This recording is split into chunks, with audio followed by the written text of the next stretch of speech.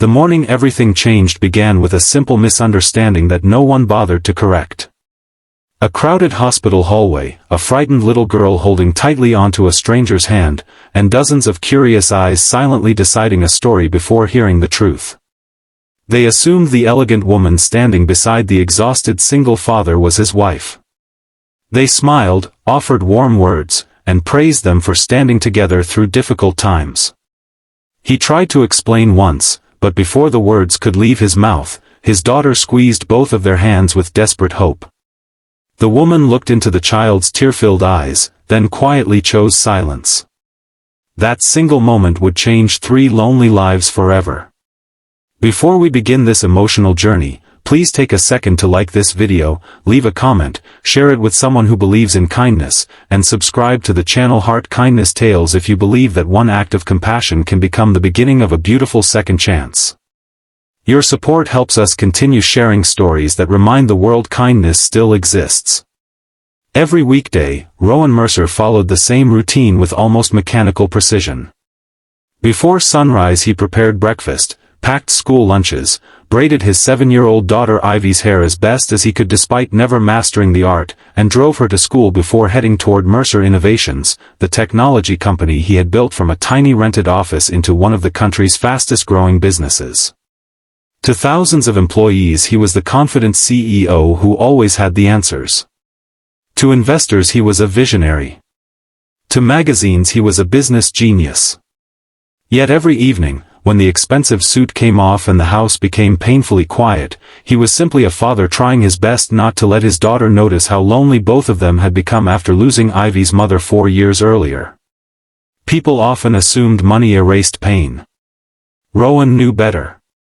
Wealth could purchase beautiful homes, private schools, luxury vacations, and every comfort imaginable, but it could never replace bedtime hugs from a mother or fill the empty chair at the dinner table. Every achievement reminded him of someone who was no longer there to celebrate it. Every success felt strangely incomplete. Across the city lived Celine Brooks, a pediatric art therapist who spent her days helping frightened children smile again through painting, music, and imagination. She had once dreamed of having a family of her own, but life had unfolded differently. Years earlier she had cared for her aging parents until they both passed away within months of one another. Since then, she had quietly dedicated herself to caring for other people's children, believing that healing broken hearts mattered just as much as chasing personal happiness. One sunny afternoon Ivy collapsed during recess after complaining of dizziness. The school immediately called Rowan, who abandoned an important board meeting without hesitation. By the time he reached the hospital, fear had already stolen every ounce of confidence from him. Doctors rushed Ivy through several tests while Rowan waited helplessly in the hallway, staring at every opening door with silent desperation. That was where fate placed Celine. She had just finished comforting another young patient when she noticed Ivy crying uncontrollably because her father had stepped away briefly to answer an urgent medical question from the doctor. Without hesitation Celine knelt beside the frightened child, distracting her with paper butterflies folded from hospital brochures. By the time Rowan returned, Ivy was smiling for the first time that afternoon. Then came the misunderstanding. A nurse approached with encouraging eyes and warmly said how wonderful it was to see both parents staying so strong together. Another family nearby smiled at them with admiration. Rowan opened his mouth to explain, but Ivy instinctively reached for Celine's hand while still holding tightly onto his own. The hopeful look on the little girl's face said more than words ever could. Celine understood instantly that correcting strangers in that fragile moment would only embarrass the child.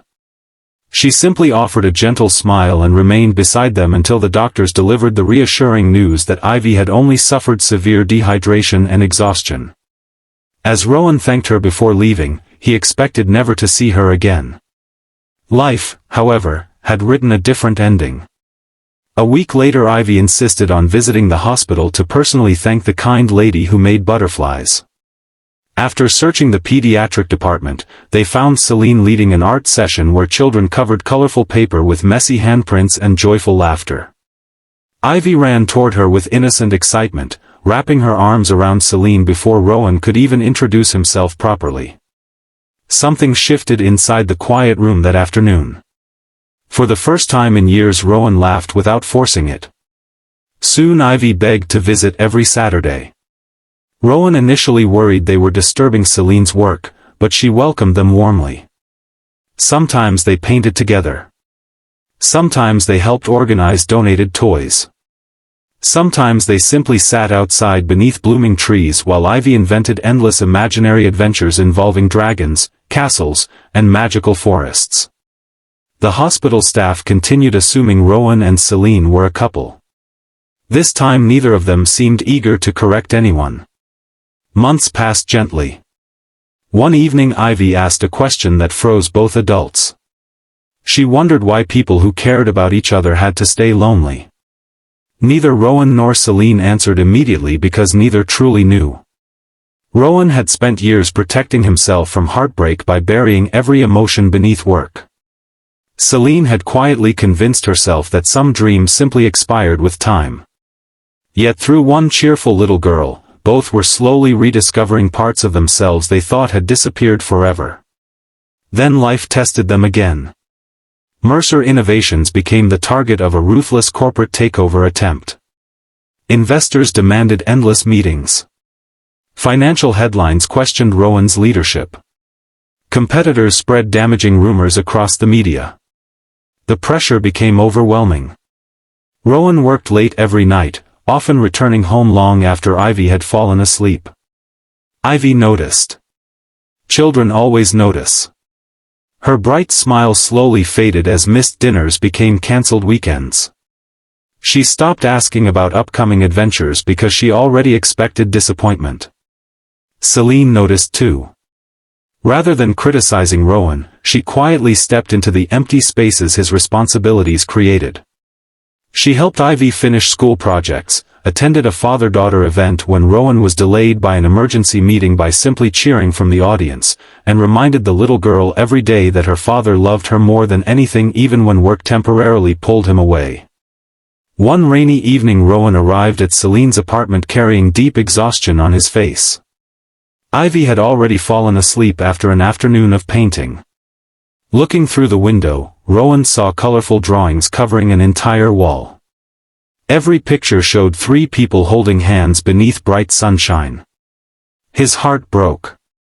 He realized Ivy had already imagined the family she desperately wished existed. For the first time since losing his wife, Rowan allowed himself to cry. Not because he was weak. Because he had finally stopped pretending to be strong all the time. From that evening onward, priorities changed. He delegated more responsibilities at work, refused unnecessary meetings, and began leaving the office before sunset whenever possible.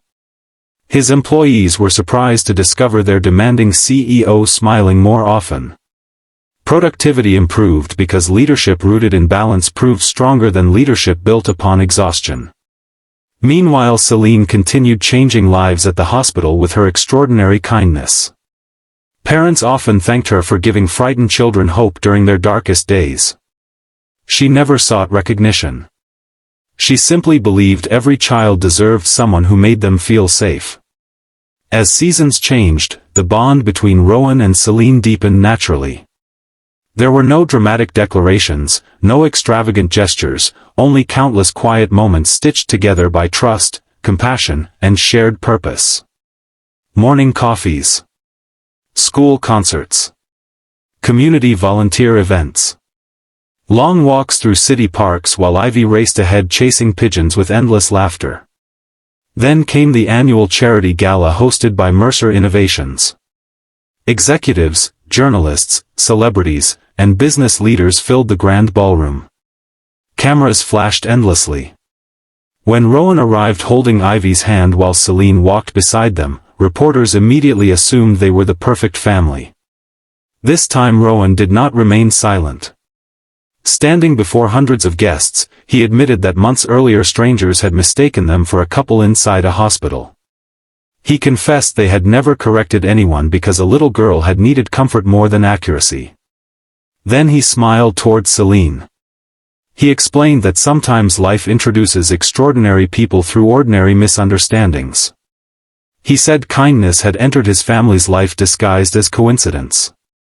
He thanked the woman who had healed not only frightened children but also 2 lonely hearts that had forgotten how to hope. The ballroom became completely silent. Many guests wiped away tears. Celine herself stood speechless.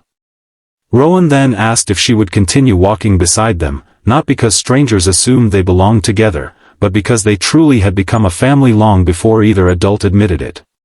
There was no need for dramatic speeches. Her tearful smile answered everything. Months later, the same hospital hallway looked remarkably different. This time Rowan, Celine, and Ivy returned carrying boxes filled with art supplies, toys, books, and blankets donated through a new charitable foundation they had created together. Their mission was simple: ensure no frightened child or exhausted parent ever felt alone during difficult moments. The nurses remembered them immediately. One elderly volunteer quietly smiled and whispered that she had known from the very beginning they belonged together. Perhaps she had.